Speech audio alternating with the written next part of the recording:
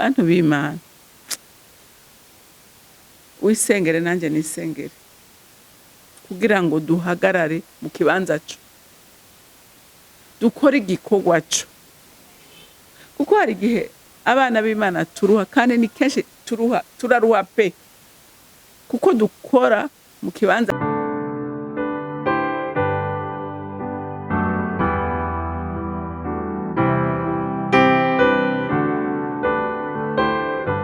Bakunzi ba Holy Canaan TV, ndanezerewe kandi gusubira guhura namwe ngo tuganire ijambo ry'Imana, ariko imbere ko dutangura kuganira reka tubanze dusenge. Ndaririmba ishimwe ryawe Mwami, ndavuga urukundo rwawe, ndavuga imbabazi zawe n'imbaraga uha abana bawe. Mwami wanje, Mana yanje, reka bari mwisi bose tugushime kuko urabikwiriye. Uri Imana ikwiye gushimwa, uri Imana ikwiye kuninahazwa, kuko ari we urinda intambuko zacu, ni utuma umuntu abaho, ni utuma umuntu apfa, uri byose muri byose ku bana b'Imana. None nyaguhoraho, niki gitondo ciza c'umugisha duhaye, uyu munsi mushuremye ku bwacu, reka nk'abana wakunze tugushimagize Mana, tukuririmbire twifatanije n'abamarayika bari mu ijuru, n'abarera bari mw'isi, n'ivyaremwe bidahengeshanya kugushima, twifatanye navyo tuvuge ngo urera, urera, urera, uragororotse. Rero Mwami Imana, nukuri wakira amashimwe dudubiza mu mitima yacu. Nta kindi dufise twoguha atari kugushima, kanatsinda nta kindi twaremeye kugushima. Ivyo dufise ni wabiremye kandi n'ivyawe byose Mwami, wovyakira igihe cyose ugombeye, ariko ikikunezera n'umutima uciye bugufi kandi ugushima. Rero ushimagizwe kandi wubahwe muri byose na hose, mu izina ryawe ryera Yesu Kristo Umwami wanje, senze nizeye kuvyumvise. Amen, amen. Rero ijambo Imana impaye kuganira namwe uyu munsi ni ijambo rivuga ngo niwaba utari mu kibanza Yesu agushakamwe, nta mugisha uzohabonera. Haleluya. Wokora ugatama, wokwiruka, ariko ukabona byose biguca mu mwanya w'intoki. Ariko by'ukuri uri mu kibanza co, ubona umugisha w'Imana. Reka turabe abantu bakoze mu gihe kitari co, ntihagira ico baronka uko bahushije. Reka dusome muri Yohana igice ca 21, turasoma kuva ku murongo wa mbere dushikane ku murongo wa 6. Yesu yiyerekanira ku kiyaga ca Tiberiya. Hanyuma y'ivyo Yesu yiyereka abigishwa ukundi gushasha ari ku kiyaga ca Tiberiya, kandi uburyo yiyerekanye n'ubu. Simoni Petero, Toma ariwe bita Ihasa, bari kumwe na Natanayeli w'i Kana i Galilaya, na bene Zebedayo n'abandi bigishwa babiri. Simoni Petero arababwira ati, ndagiye kuroba. Nabo bati, natwe turajana nawe. Baragenda batambukira mu bwato. Muri iryo joro ntibagira ico bafata. Umutwenzi ugitambika, Yesu arahagarara ku musenyi, ariko abigishwa ntibamenya ko ari Yesu. Nuko Yesu arababaza ati, bana, hari ikintu co kurya mufise? Bati oya. Arababwira ati, nimuterere urusenga iburyo bw'ubwato muraronka.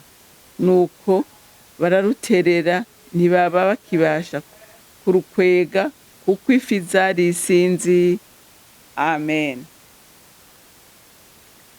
Iri jambo dusomye ni jambo ritwibutsa ingene Yesu amaze gupfa inyifata abigishwa bagize. Petero yarabonye ko Yesu apfuye, birarangiye, aravuga atumviriza, uyu muntu yaradusutse, yaraduhenze, yaharagiye, twaramukurikiye, ntacyo aduhaye, adusize gutyo. Ati none jewe ndisubiriye kuroba, ndisubiriye mu mwuga wanje, kandi ndabishoboye, ndazi ko nzoba. Abandi bigishwa baramubwira ati, natwebwe ntudusiga. Ati abashaka ko tujana nimuze tugenda. Baragenda, ngo bararoba ijoro ryose ntibafata n'urufi na rumwe. Hama Yesu ngo acagira iki? Abasangayo, ngo ahagarara ku musenyi, ngo aca arababaza ngo bana, ngo hari ico mufise murya? Baramubwira ati oya, ati ntaco dufise. Aca arababwira ngo nimuterere urusenga ngo iburyo. Nibaza ko byabatangaje ingene ariko arababwira ngo baterere mwijoro babuze, kuko murazi ko ifi zidashobora guseruka ahabona igihe izuba ryamaze kwaka. Baravuga ati twebwe twakesheje ijoro ryose turoba turabura, none mugabo ngo barubaha, ngo baterera urusenga iburyo, ngo baronka ifi nyinshi cyane. Naha rero ngaha aye ku murongo wa 4 ngo umutwenzi ugitambika Yesu ahagarara ku musenyi, ariko abigishwa ntibamumenye. Ntibamenye uwo ari we, ngo ntibamenye ko ari Yesu.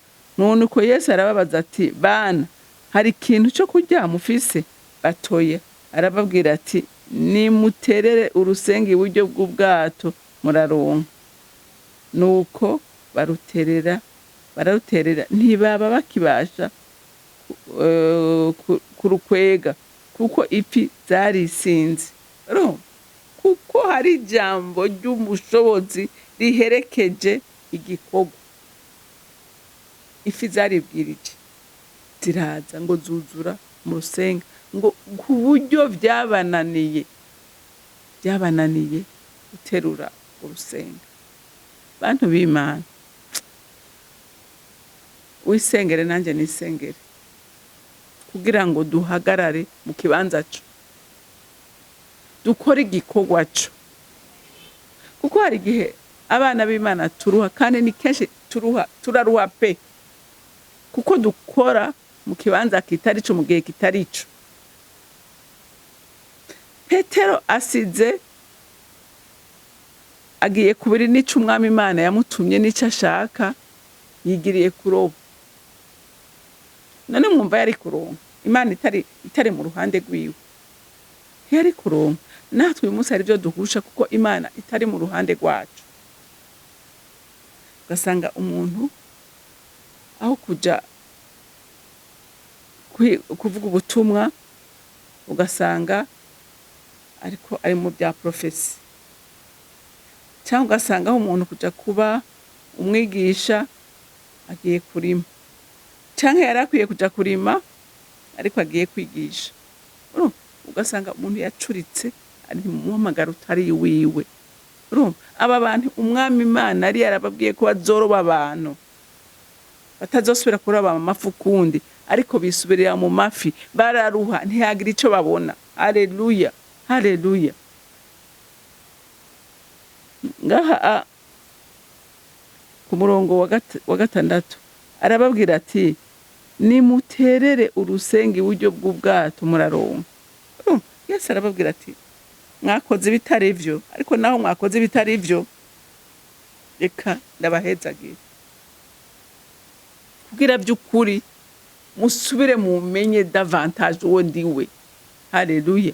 Mumenye ko ico nkubwiye naho kiba kidashoboka kubigaragara, ijambo ryanje rituma nikitashoboka gishoboka. Haleluya. Mu mategeko yo kuroba ku murango ntibaroba. Haleluya. Ni mwijoro. Rero nawe niwagendera ku itegeko Yesu yakubwiye, byose bizokugenderako, nta kizonanirana imbere yawe. Umugisha uzokugwirako, kandi uhinduke n'umugisha w'abandi. Haleluya. Kubera uri mu kibanza cyo, kandi urongorwa nawe ntashobora kukuzimiza. Arababwira ati mwebwe nimutere urwo rusenga iburyo bwanyu nta ngorane, amafi murayaronka agwiriye. Haleluya. Ngo baroba menshi, nawe uri mu ruhande. Yesu ari mu ruhande rwawe, Yesu ari mu ruhande rwawe, nta kitazokugendera neza, nta kitazoshoboka. Haleluya. Umuntu wese yisengere by'ukuri amenye umuhamagaro wiwe. haleluya, wisengere nanjye nisengere, tumenye imihamagaro yacu, tugendere mu kibanza co, duhezagirwe, haleluya. Uyu munsi benshi ntiduhezagirwa kubera twikoreye ibyo dushaka. Aho umwami adushaka siho duhagarara, kandi biraruhisha. Akugurazi kurara uraroba ijoro ryose, wari kuba uryamye uruhutse, ariko nturonke n'akadagara. Uyu munsi hari abari mu ibibanza basa n'ababigishwa,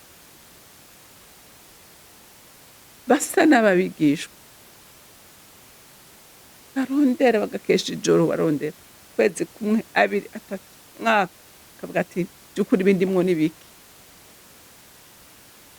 Uri mu kibanza kitari cyo.